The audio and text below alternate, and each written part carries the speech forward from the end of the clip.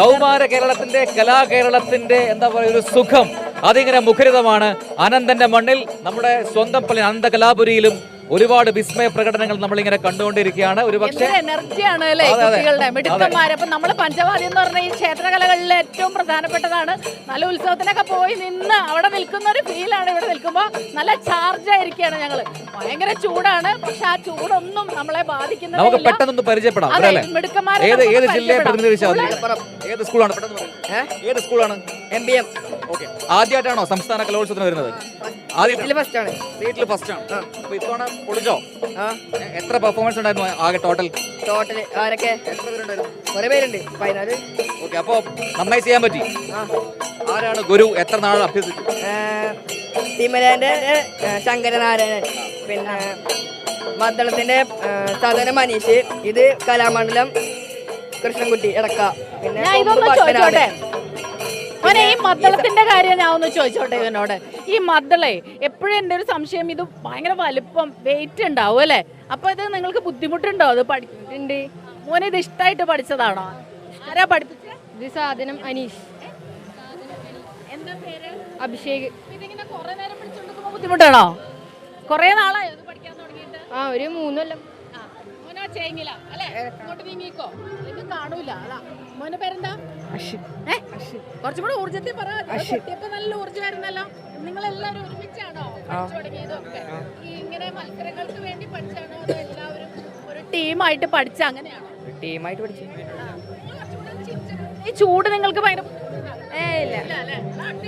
നമുക്ക് പെട്ടെന്ന് ഇവരുടെ പേരുകളൊക്കെ ഒന്ന് ചോദിച്ചാലോ അല്ലേ? പേര് പരിചയപ്പെടുത്താവോ? എന്റെ പേര് അനന്തു KS, പിന്നെ Ananthu KJ, Adithyan, Ashwin, Abhishek Kumar, Abhishek VA, Leon. Okay, അപ്പൊ ഇങ്ങോട്ട് വരുമ്പോ തിരുവനന്തപുരത്തേക്ക് വരുമ്പോ എന്താണ് സുഹൃത്തുക്കളും സഹപാഠികളും ടീച്ചേഴ്സൊക്കെ പറഞ്ഞത്? എല്ലാരും ഫസ്റ്റ് അടിച്ചു തരാൻ പറഞ്ഞു. ഫസ്റ്റ് അടിച്ചു വരണം. അപ്പൊ ഫസ്റ്റ് അടിക്കും. ഇനിയുണ്ടോ? ഇനി ഏതെങ്കിലും മത്സരങ്ങൾ ആരെങ്കിലും പങ്കെടുക്കാനുണ്ടോ? ഇനി മദ്ദളത്തിന്റെ കേളിയുണ്ട്, പിന്നെ അത് 2 ദിവസം കഴിഞ്ഞിട്ട്, പിന്നെ കഥാപ്രസംഗം. അപ്പൊ എല്ലാ പങ്കെടുക്കുന്ന എല്ലാ ഇനങ്ങളും നന്നായിട്ട് പെർഫോം ചെയ്യാൻ സാധിക്കട്ടെ. അപ്പം സ്കൂളിന്റെയും ഒപ്പം ജില്ലയുടെയും പേര് അങ്ങ് ഉയർത്തിപ്പിടിക്കാൻ ടീമിന് സാധിക്കട്ടെ. എല്ലാവിധ ആശംസകളും. All the best. All the best. Thank you. അപ്പൊ അങ്ങനെയാണ് നിങ്ങൾക്ക് നമ്മുടെ വക, മിൽമയുടെ വക ഒരു ചെറിയ സമ്മാനം കേട്ടോ. എല്ലാവരും ചേർന്ന് വാങ്ങിക്കോ.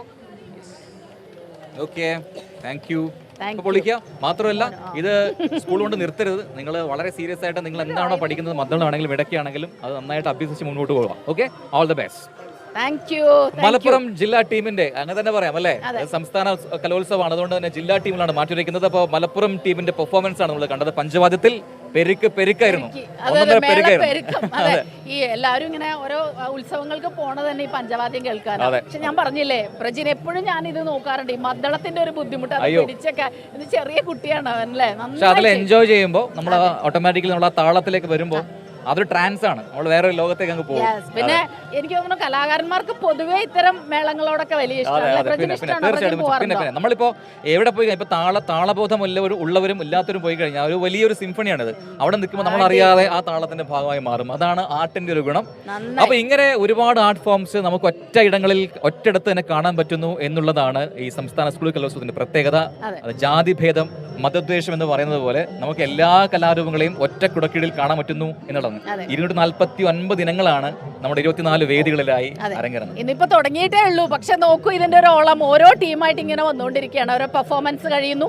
ചിലർക്ക് മത്സരങ്ങളിൽ അവർ എ ഗ്രേഡ് ഒക്കെ കിട്ടുന്നുണ്ട്, മറ്റുള്ളവർക്ക് കിട്ടുന്നില്ല. പക്ഷെ എല്ലാവരും ഹാപ്പിയാണ്. ഓരോരുത്തരെയും പരിചയപ്പെടുമ്പോൾ നമ്മളും ആ ആവേശം കുറേശ്ശെ നമ്മളിലേക്കും വന്നു തുടങ്ങിയിട്ടുണ്ട്. അതിന്റെ ഒരു എനർജി